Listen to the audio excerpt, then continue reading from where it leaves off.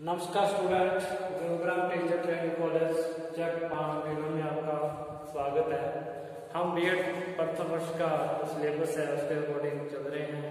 उसमें हमारा जो पाठ्यक्रम है, जो अपना विषय है वो बाल्य अवस्था एवं विकास अवधि है, यानी कि चाइल्डहुड एंड ग्रोइंग, जो कि इस बीएड पर फर्स्ट ईयर का प्रथम पेपर है और उसके बारे में हम अध्ययन कर रहे हैं।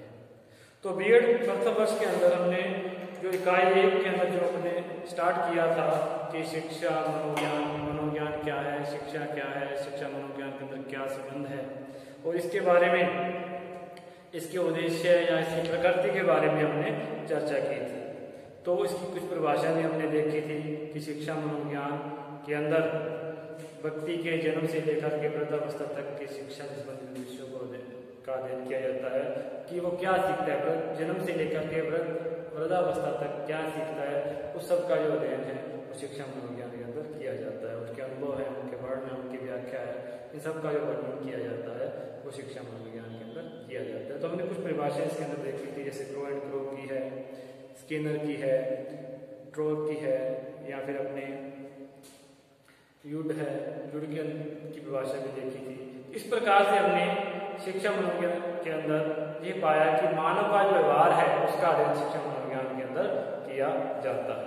तो इसकी प्रकृति के बारे में हमने चर्चा की। तो प्रकृति में अधिकतर हमने आया कि इसकी प्रकृति वैज्ञानिक है, हालांकि रीति रिवाज है या कोई परंपराएं हैं, मानव व्यवहार है, उसको लेकर के बातचीत करें तो कुछ इसके अंदर सामाजिकता के भाव भी आते हैं, लेकिन अधिकतर जो प्रकृति है वो इसकी वैज्ञानिक है। कहने का अर्थ है कि समाज विज्ञान के साथ साथ ये विज्ञान है और इसकी जो अधिकतर प्रकृति है वो वैज्ञानिक है। तो वैज्ञानिक होने का कारण है क्योंकि इसके अंदर जो प्रयोग किए जाते हैं वो वैज्ञानिकता के आधार पर किए जाते हैं। इसके अंदर जो विधियां अपनाई जाती हैं वो वैज्ञानिक विधियां होती हैं। जैसे कि किसी बालक पर अध्ययन करना है तो सबसे पहले समस्या है, समस्या के बारे में विचार विमर्श करना, कल्पनाएं करना, इमेजिनेशन करना, इमेजिंग करना, फिर उसके बाद में आंकड़ों को एकत्रित करना, उसके बाद उसका एनालाइज करना और उस प्रकार से उसका समानीकरण करते हुए एक निष्कर्ष पर पहुंचा जाता है। इससे आधार पर हम कह सकते हैं कि इसकी जो अधिकतर जो प्रकृति है वो वैज्ञानिक है। वैज्ञानिक होने के कारण क्या है इसके बारे में हम अध्ययन करेंगे कि इसके अंदर कौन कौन से तत्व होते हैं। तो इसके अंदर कौन कौन से तत्व होते हैं इसके बारे में हम अध्ययन करेंगे। तो सबसे पहले हम देखते हैं कि जो वैज्ञानिक पद्धति होती है या वैज्ञानिक विधि होती है उसके अंदर वैज्ञानिक विधियों का प्रयोग किया जाता है कि जो साइंटिफिक रीजन है उनके बारे में जाना जाता है, किस प्रकार से जो चीज अपने कह दी एक क्रमबद्ध रूप से उसका अध्ययन किया जाता है। तो मनोविज्ञान किस प्रकार से वैज्ञानिक का उपयोग करता है इसके बारे में हम अध्ययन कर रहे हैं कि मनोविज्ञान के अंदर किस प्रकार से वैज्ञानिक विधियों का या वैज्ञानिक तत्वों का प्रयोग किया जाता है। तो सबसे पहले ये है कि वैज्ञानिक पद्धति का प्रयोग, वैज्ञानिक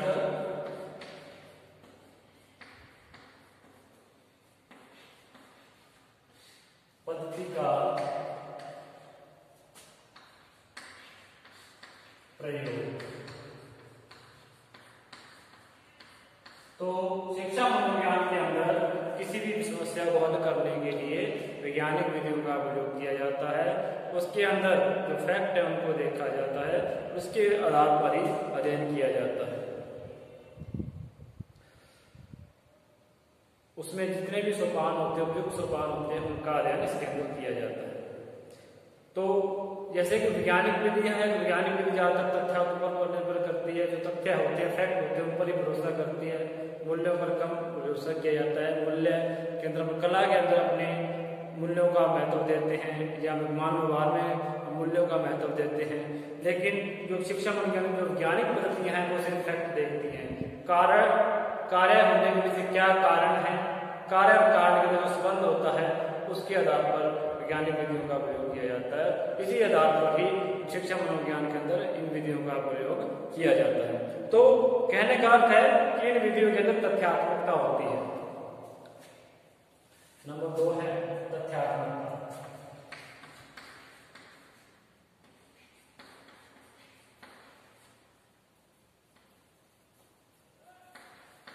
तथ्यात्मकता। तो क्या है, नंबर 2 है तथ्यात्मकता। इसके अंदर तथ्य होते हैं, तथ्यों के आधार पर ही निरीक्षण किया जाता है। तो विज्ञान की मानवीय शिक्षा विज्ञान में भी तथ्यों का ही अध्ययन किया जाता है। विषय तथ्य जो फैक्ट होते हैं उसमें यथार्थ जो सत्य है उसकी खोज की जाती है कि वास्तव में सत्य क्या है। कोई कल्पनाएं नहीं की जाती, प्री कल्पनाएं तो की जाती है कि क्या उत्तर हो सकता है, क्या कारण हो सकता है, लेकिन सिर्फ कल्पनाओं के आधार पर निष्कर्ष नहीं निकाले जाते। तो इस प्रकार से वैज्ञानिक विधियों का प्रयोग किया जाता है। आगे है सार्वभौमिकता। तो ऐसी जो विधि है जो वैज्ञानिकता के आधार पर है वो सभी जगह पर यूनिवर्सल रूप से लागू हो जाए, तो उस प्रकार की सिद्धांतों को हम सार्वभौमिक सिद्धांत बोलते हैं, यानी कि जो सभी जगह पर लागू होते हैं। तो इस प्रकार से सार्वभौमिकता होती है वैज्ञानिक विधियों के अंदर, सार्वभौमिकता होती है और सार्वभौमिकता के आधार पर ही निष्कर्षों को निकाला जाता है। नंबर 3 है सार्वभौमिकता।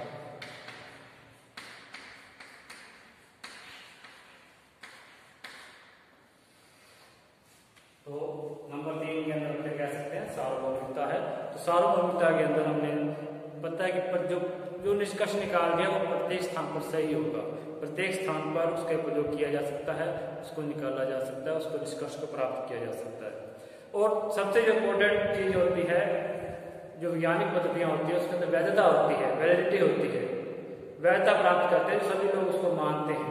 इसलिए वैज्ञानिक पद्धतियों को अपनाकर नियमों का निर्माण किया जाता है और जिसका प्रयोग प्रत्येक बार वैधता से पूर्ण होता है कि एक प्रकार से हमने निष्कर्ष निकाल दिया, उसकी वैलिडिटी होगी, वैधता प्राप्त होगी, हम उसको कहीं और भी प्रयोग कर सकते हैं तो वही निष्कर्ष प्राप्त होगा। तो एक वैधता होती है उसके अंदर। नंबर 4 है वैधता। तो वैधता वैलिडिटी है, कहीं भी आप उसका प्रयोग करोगे वो एक वैध होगा और उसके अंदर पूर्ण रूप से सही होगा, उसका कहीं भी आप प्रयोग कर सकते हैं। और एक बात ने पहले कार्य और कारण का संबंध, ये बात की चर्चा हम कर चुके हैं कि जो वैज्ञानिक पद्धतियां होती हैं उनके अंदर कार्य और कारण का संबंध पाया जाता है। बिना किसी कारण के कोई कार्य नहीं होता, यानी कि अतिशयोक्ति नहीं होती। कोई कारण है तभी उसका कार्य होगा, कार्य करना है उसके पीछे कोई ना कोई कारण होगा, तो कार्य कारण के अंदर संबंध पाया जाता है। शिक्षा मनोविज्ञान अपने अध्ययन में कार्य कारण के संबंधों को ज्ञात करता है और सत्यता वैधता को सिद्ध करता है।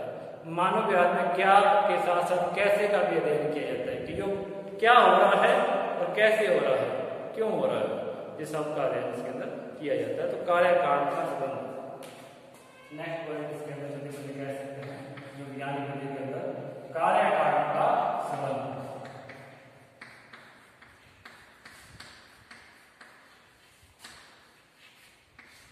तो कार्य कारण का जो संबंध है वो वैज्ञानिक विधि की एक महत्वपूर्ण जो विशेषता कह सकते हैं कि बिना किसी कारण के कार्य नहीं होता। अब जो निष्कर्ष प्राप्त कर लिए वो वैध हो गए, सार्वभौमिक हो गए, इसके आधार पर हम उसी प्रकार की परिस्थिति यदि पैदा होती है तो हम उसके लिए भविष्यवाणी भी कर सकते हैं कि यदि आप ऐसा हो रहा है तो आगे चल करके ऐसा होगा। मंदबुद्धि बालक है तो उसका अपने अध्ययन कर लिया तो हमने उसका भविष्य देख लिया किस प्रकार से है, उसी प्रकार की स्थिति किसी और बालक के साथ है तो हम कह सकते हैं कि इस प्रकार का जो बालक है वो भी आगे चल करके ऐसा ही होगा। क्योंकि मंदबुद्धि बालक है तो हो सकता है कि वो किसी क्षेत्र में आगे चला जाए, लेकिन अधिकतर वो क्या है सामान्य बालकों से पिछड़ा ही रहेगा। तो वो एक भविष्यवाणी कर सकते हैं कि इस प्रकार की बुद्धि लब्धि है, इस प्रकार की इस बालक की विशेषता है, उसके अंदर नैतिकता नहीं है। तो नैतिकता नहीं, उसका मतलब वो सामाजिक रूप से परिपक्व नहीं होगा। और यदि उसके अंदर बहुत अच्छी नैतिकता है, सभी का सम्मान करता है, तो अपने ये कहते हैं कि वो बालक आगे चल करके समाज में अपना नाम रोशन करेगा। तो वो एक भविष्यवाणी है उन चीजों को देखते हुए, उस प्रयोग को कार्य कारण को देखते हुए कि उसके कारण क्या है, उसके क्या कार्य कर रहा है, उसके पीछे आगे की भविष्यवाणी कर सकते हैं। तो नंबर 6 पॉइंट है भविष्यवाणी।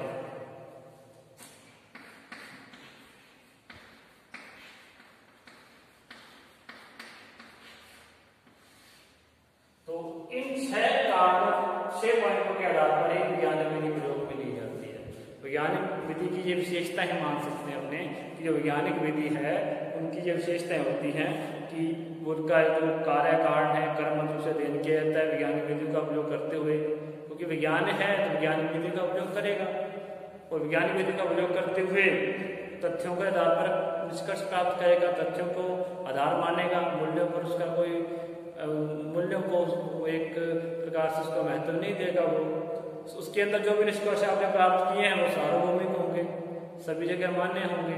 और वैधता है, जो भी निष्कर्ष आपने प्राप्त किया है, जो विधि का प्रयोग कर रहे हो, वो वैधता वैध होगी, वो कहीं भी जाए वो वैध मानी जाएगी। तो इस प्रकार से कार्य कारण का संबंध होता है कि कार्य जो होता है किसी न किसी कारण की वजह से होता है, बिना किसी कारण के कार्य नहीं होता।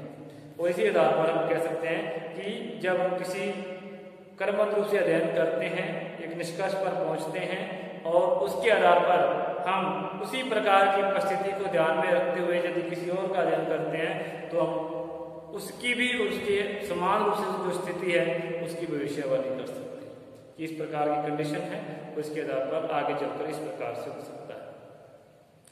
कोई बालक पिछड़ा बालक है, उसको सामाजिक रूप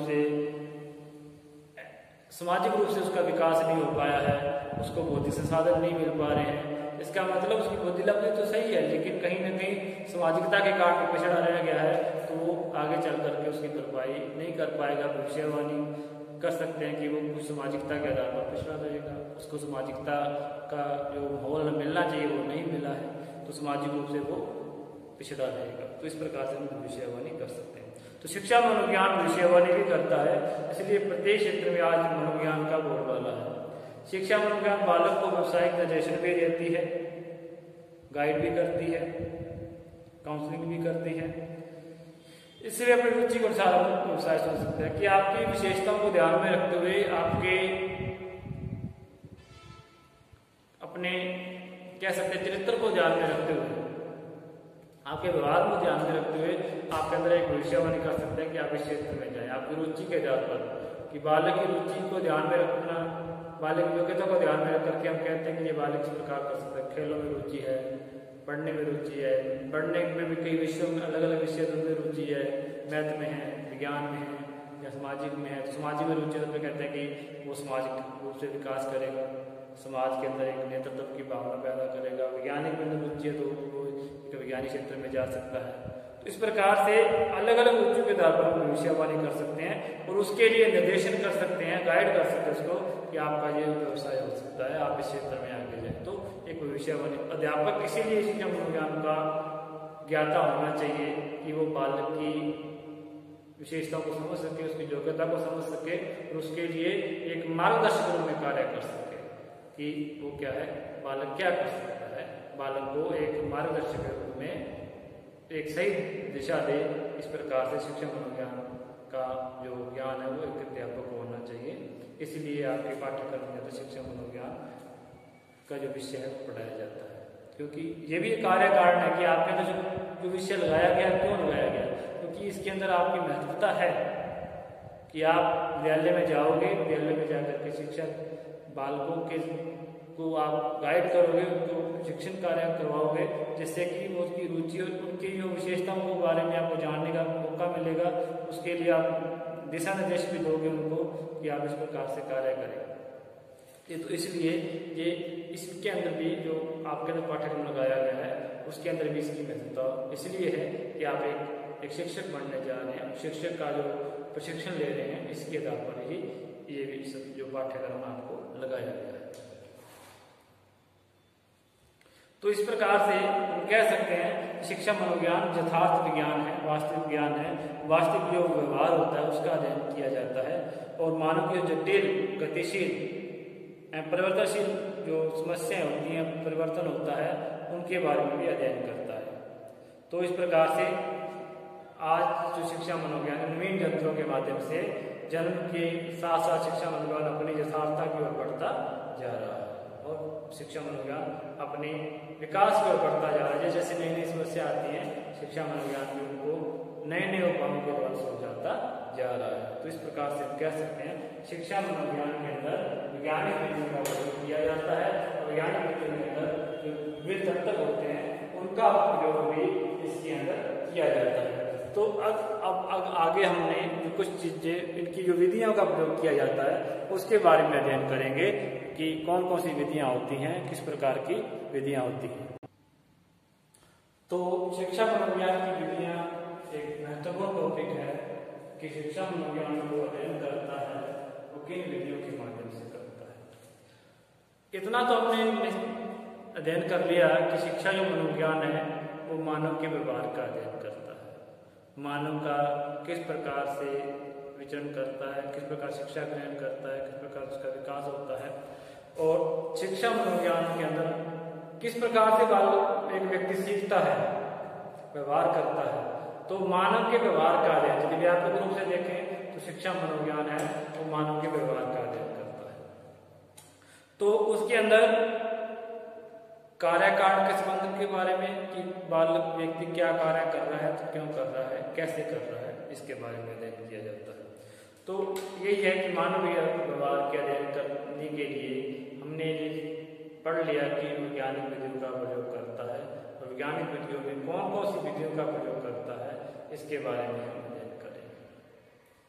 बहुत सी विधियां हैं जिसके आधार पर एक मानव के व्यवहार का अध्ययन किया जाता है, जैसे किसी का अवलोकन कर लेना, अपने आप का अवलोकन करना कि मैंने क्या खोया, क्या पाया है, किस प्रकार से मैं समाज के अंदर विचरण कर रहा हूँ, मेरे अंदर कौन से गुण होने चाहिए, कौन से अवगुण हैं, इसके बारे में जब अपने आप के में ही अध्ययन करने लगते हैं तो एक प्रकार से आत्म अवलोकन हो जाता है, अपने आत्म अवलोकन कह देते हैं, यानी कि आत्मनिरीक्षण कह देते हैं। इस प्रकार हम कोई व्यक्ति, हम किसी दूसरे का अध्ययन करते हैं तो इसका मतलब हम दूसरे का अवलोकन कर रहे हैं, दूसरे का निरीक्षण कर रहे हैं, तो वो एक वही दर्शन अवलोकन हो जाता है या वही दर्शन विधि हो जाती है। तो इसी प्रकार से निरीक्षण करना, निरीक्षण का मतलब क्या होता है, अवलोकन करना, किसी को देखना कि वो क्या कर रहा है, निरीक्षण किया, सुपरविजन किया, ऑब्जर्व किया, किसी को कोई कार्य कर रहा है तो हम आप जब किसी को देख रहे हो कि वो क्या कर रहा है, फिर उसके अंदर अपने उनको सलाह भी देते हैं कि सही कार्य नहीं कर, निरीक्षण करना है कि आपके अंदर निरीक्षण करने के लिए कई टीम भी आती है, तो निरीक्षण करते हुए कोई कमियां मिलती है तो बताते हैं कि आपके अंदर ये कमी है, उसको सुधार लें। इसी प्रकार से हम किसी व्यक्ति का या किसी वस्तु का अध्ययन कर रहे हैं तो हम एक निरीक्षण विधि के माध्यम से भी कर सकते हैं। उसको देखा, परखा, उसके बारे में क्या विचार है आपके, आसपास के लोगों के बारे में भी पूछना, तो इस प्रकार से हम उसके निरीक्षण करते हुए क्या है किसी व्यक्ति के बारे में अध्ययन या किसी समस्या के बारे में अध्ययन कर सकते हैं। तो तथ्यों के आधार पर तो सबसे पहले है निरीक्षण पद्धति होती है। तो निरीक्षण पद्धति दो प्रकार की है, इसीलिए इसको निरीक्षणात्मक पद्धतियां कहा गया है। तो सबसे पहले जो पद्धति है वो अंतर्दर्शन पद्धति है। अंतर्दर्शन जैसे नाम से स्पष्ट है कि अंतर और दर्शन, अंतर में आंतरिक रूप से, दर्शन में देखना। तो आपके आंतरिक आप अंदर कहाँ, किसके अंदर देखोगे, अपने आप के अंदर देखोगे। आप कहते हैं कि आप अपने आप में जान के देखो, वही बात है। जब हम किसी को उपदेश देते हैं तो सबसे पहले वो कहता है कि सबसे पहले आप अपने आप को जान के देखो, क्या आप उसके लिए जो चीजें आप कह रहे हो आपके अंदर भी है क्या। तो उसी प्रकार से जब हम अपने आप का अध्ययन करने लगते हैं उसका मतलब है अंत्य दर्शन, दर्शन से जुड़ा हुआ विषय है। तो दर्शनादार्शनिक शब्द आते हैं, अंत्य दर्शन पद्धति। तो अंतर्दर्शन का मतलब है अपने आप का अध्ययन करना। तो जब शिक्षा मनोविज्ञान के अंदर मनोवैज्ञानिक और ज्ञानेंद्रियों का प्रयोग करते हुए या बुद्धि का प्रयोग करते हुए स्वयं तथा किसी अन्य की मानसिक दशा का, व्यवहार का अध्ययन करता है तो निरीक्षण पद्धतियों के नाम से पुकारा जाता है। तो उसके व्यवहार, अपने व्यवहार का अध्ययन करना और दूसरों के व्यवहार का अध्ययन करना। तो अंतर्दर्शन विधि, सबसे पहले अपने अंतर्दर्शन विधि के बारे में देखते हैं। तो अंतर्दर्शन विधि है जिसमें व्यक्ति स्वयं का अध्ययन करता है। अंतर्दर्शन विधि में क्या है, व्यक्ति स्वयं का अध्ययन करता है और तो उसकी उत्तम विधि यही है। जब आप अपने आप का अध्ययन करना चाहोगे तो सबसे उपयुक्त विधि यही है कि आप अपने आप को ईमानदारी से अपना अध्ययन करो कि मैं क्या हूं, मैं किस प्रकार का व्यक्ति हूं, है ना, मेरे अंदर कौन से अवगुण है, उसको किस प्रकार सुधारा जा सकता है। लेकिन इसके अंदर भी वो क्या है, हमें एक निष्पक्ष होकर के अपने आप का अध्ययन करना पड़ेगा। यदि आप अपनी बुराइयों को देखना ही नहीं चाहोगे तो फिर आप उसके अंदर भी सही साबित नहीं हो पाओगे। तो इस प्रकार से जब स्वयं व्यक्ति अपने आप का अध्ययन करना चाहता है तो सबसे उत्तम जो विधि है वो अंतर्दर्शन विधि ही है। आधुनिक रूप से इस विधि को इसलिए नहीं माना जाता क्योंकि ये वैज्ञानिक पद्धति नहीं है, क्योंकि इसके अंदर ये नहीं है कि आप तथ्यों के आधार पर सिद्ध कर दोगे कि मैंने जो अध्ययन किया है अपना वो सही है। आपने अपने बारे में क्या सोचा है, आप अपने बारे में बुरा सोचना ही नहीं चाहते। और मैं आपको नहीं सोचता कि मैं वो सबसे अच्छा इंसान हूँ। हर व्यक्ति ऐसे सोचता है कि मेरे से अच्छा कोई व्यक्ति नहीं है, मेरे से अच्छा कोई भी जितने गुण मेरे में किसी और में नहीं है। तो इसी प्रकार से इस विधि को वैज्ञानिक नहीं माना गया क्योंकि कोई व्यक्ति अपनी कमियों को छुपा लेता है, उसको देखना ही नहीं चाहता। यदि उसको लगता है कि कमी, तो वो कहता है कि नहीं मेरे कारण नहीं है, किसी और के कारण है। जैसे कोई व्यक्ति फेल हो रहा है कक्षा में बार बार, तो कहेगा कि मेरे में तो अब नहीं है, मैं तो मेरे से जो पाठ्यक्रम है या पेपर है वो सिलेबस आ गया, उसी पर चीजें हैं। वो भी एक सुरक्षा के अंदर जो यंत्र है उसके अंदर आ जाता है, वो भी अपने आगे अध्ययन करेंगे। तो कहने का मतलब है कि इस विधि के अंदर आप एक निरपेक्ष होकर के यदि आपका व्यक्ति अपने आप का अध्ययन करते हो दूसरों की तुलना करते हुए, तो यदि आप उसके अंदर ईमानदारी से अध्ययन करते हो तो सबसे उत्तम विधि अंतर्दर्शन विधि है अपने आप का अध्ययन करने के लिए। लेकिन ये वैज्ञानिक नहीं है, वैज्ञानिक तथ्यों के आधार पर आप सिद्ध नहीं कर सकते कि जो निष्कर्ष मैंने अपने आप के लिए निकाला है वो सही है, इसलिए इस विधि का प्रयोग वर्तमान में कम हो गया है, अपने आप में कम हो गया है। तो अंतर्दर्शन विधि का अर्थ अपने ये देख ही लिया है कॉन्सेप्ट के अंदर, लेकिन फिर भी अब थोड़ा सा देख लें कि इसके अंदर जो विषय होता है और प्रयोगकर्ता होता है। देखो, प्रयोग कर रहा है, किसी का निरीक्षण कर रहा है तो एक वस्तु होगी और एक निरीक्षण करता होगा। वो एक व्यक्ति भी हो सकता है, एक समूह भी हो सकता है। एक व्यक्ति पर निरीक्षण किया जा सकता है, तो एक संस्था पर निरीक्षण किया जा सकता है, तो वो अलग चीज है। तो दो चीजें होनी चाहिए, विषय और प्रयोगकर्ता। लेकिन अंतर्दर्शी विधि के अंदर ये दोनों चीजें कौन होता है? एक ही व्यक्ति होता है। विषय भी खुद होता है और प्रयोगकर्ता भी खुद होता है। तो इसके अंदर अंतर्दर्शी विधि के अंदर प्रयोगकर्ता और विषय है दोनों एक जैसे होते हैं। इस प्रकार से इस विधि के अंदर आत्मनिरीक्षण विधि कहा जाता है कि अपने आप का निरीक्षण करना है। तो इसके अंदर अपने मन में उत्पन्न होने समय की भावनाओं, समस्त प्रकार की प्रतिक्रियाओं का निरीक्षण, विश्लेषण में वर्णन करना ही आत्मनिरीक्षण विधि है। आत्मनिरीक्षण विधि की विशेषताएं के बारे में अपने अध्ययन करें तो इसके अंदर अपने